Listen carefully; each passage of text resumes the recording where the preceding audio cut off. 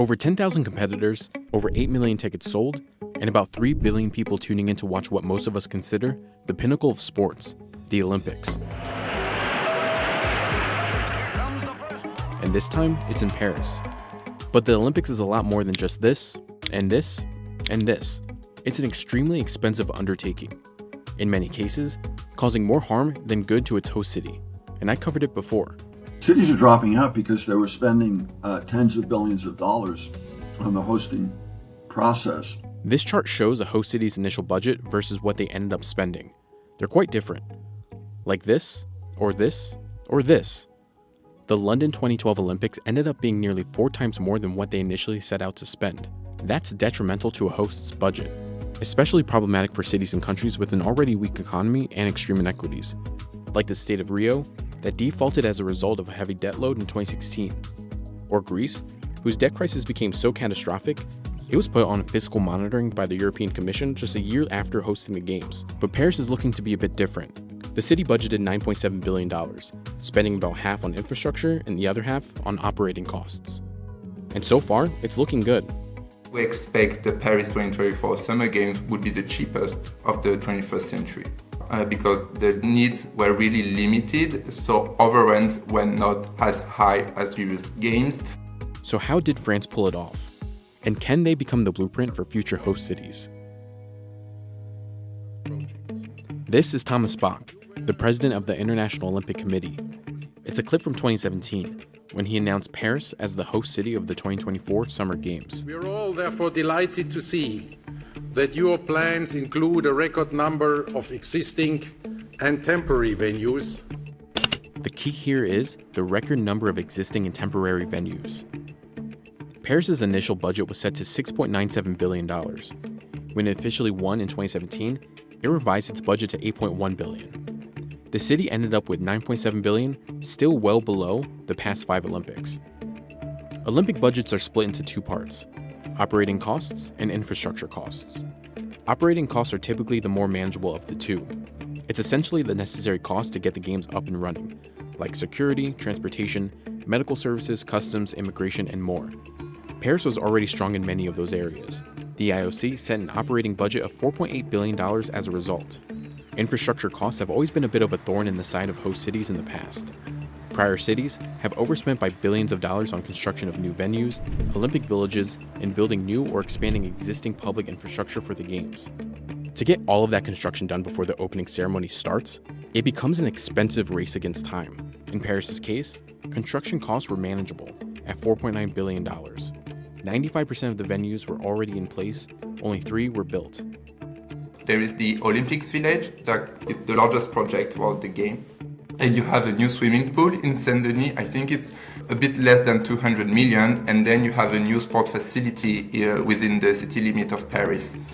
The Olympics Village will be turned into housing and student accommodation. They expect to have 2,800 units after the games. So that would be a huge boost for the local areas.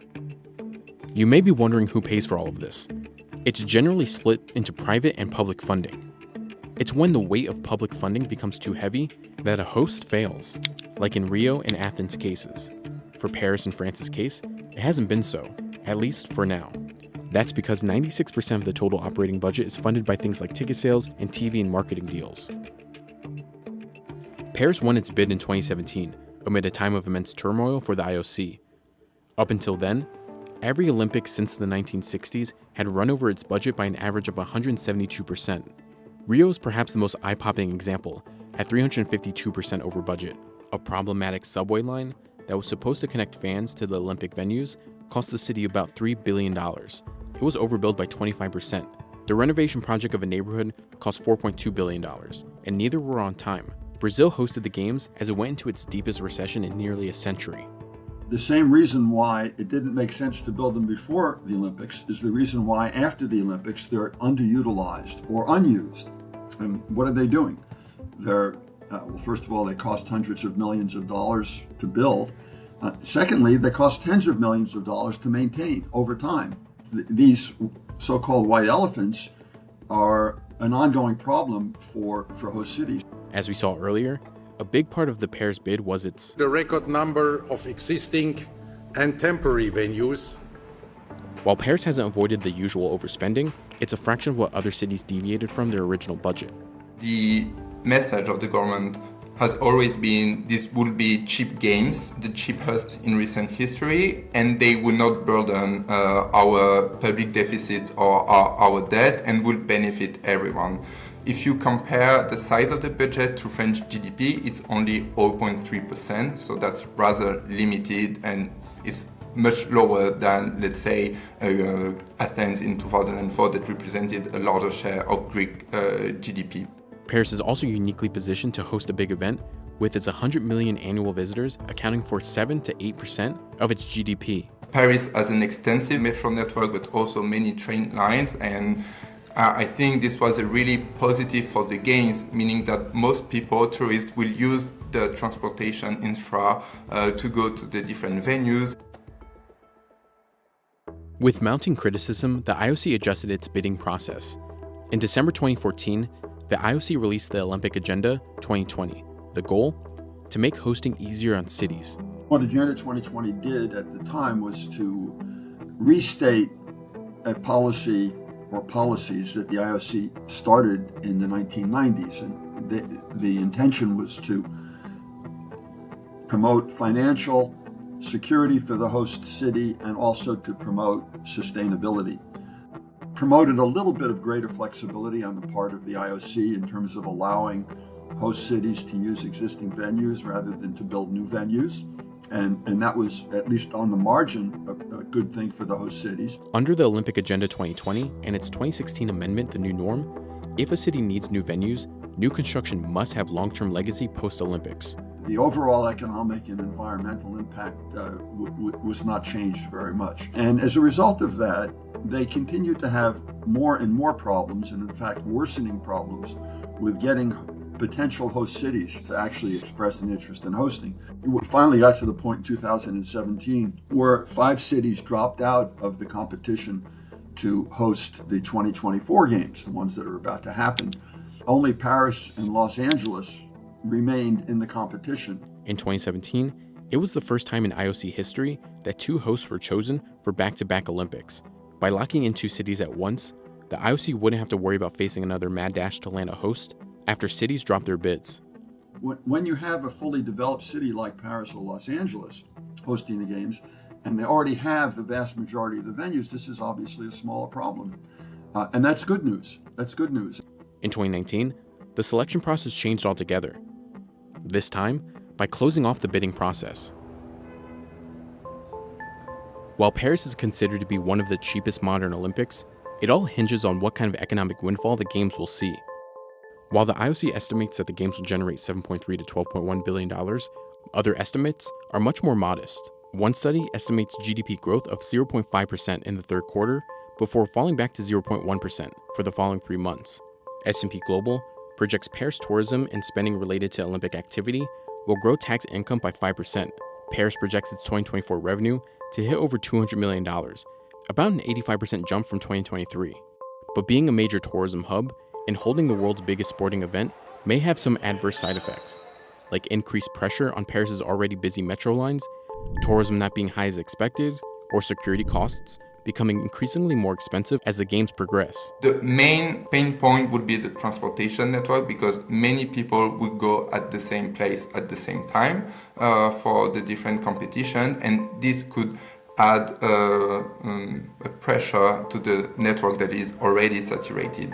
The transportation authorities said they will add extra capacity on metro lines and train lines, but maybe this won't be sufficient to absorb a higher ridership. So we could see network disruptions from time to time. I think this is expected.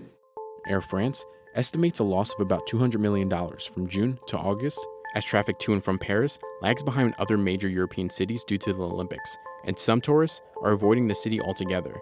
But economists like Zimbalist believes the biggest risk to Paris's cheap budget is security.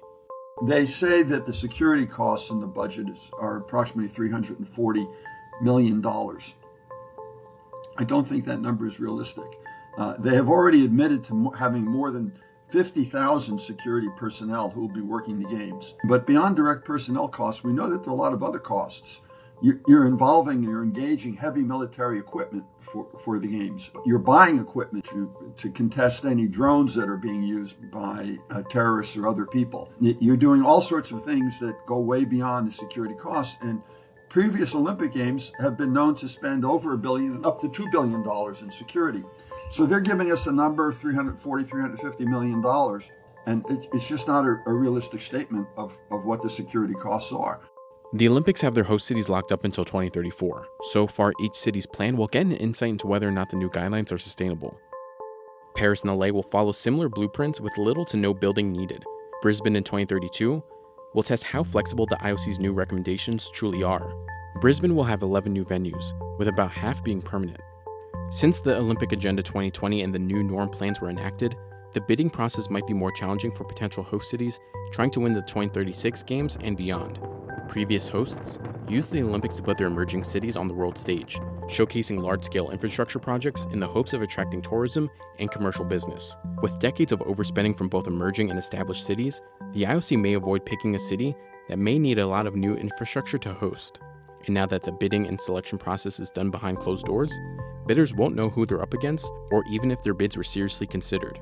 Zimbalist believes that the solution for hosting the Olympics may not depend solely on whether or not a host city has the existing infrastructure or the capital to spend on large-scale projects.